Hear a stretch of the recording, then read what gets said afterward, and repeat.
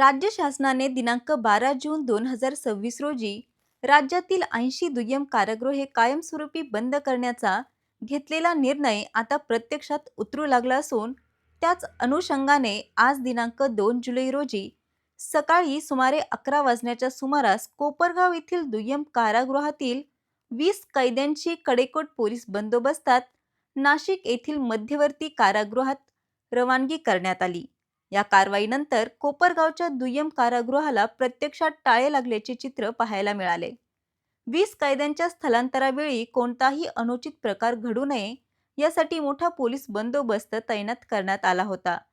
Police वाहनांच्या ताफ्यातून सर्व कैद्यांना कडेकोट सुरक्षा व्यवस्थेत नाशिक मध्यवर्ती कारागृहाकडे रवाना करण्यात आले। एकूण शासनाने महसूल विभागाकडील एकूण 116 दुय्यम कारागृहांपैकी अनेक वर्षांपासून वापरात नसलेल्या 80 दुय्यम कारागृहे कायमस्वरूपी बंद करण्याचा निर्णय घेतला आहे।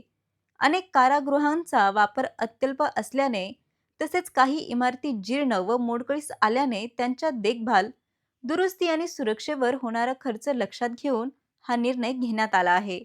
या निर्णयानुसार संबंधित भागातील कैद्यांची व्यवस्था जवळच्या जिल्हा कारागृह अथवा मध्यवर्ती कारागृहात करण्याचे नियोजन शासनाने केले आहे। त्याचाच एक भाग म्हणून कोपरगाव येथील दुय्यम कारागृहातील 20 कैद्यांना नाशिक मध्यवर्ती कारागृहात हलवण्याची प्रक्रिया आज पूर्ण करण्यात आली।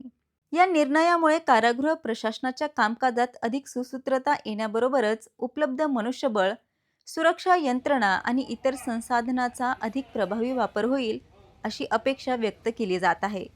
तसेच कारागृह विभागावरील आर्थिक भार कमी करण्याच्या दृष्टीनेही हा निर्णय महत्त्वाचा मानला जात आहे।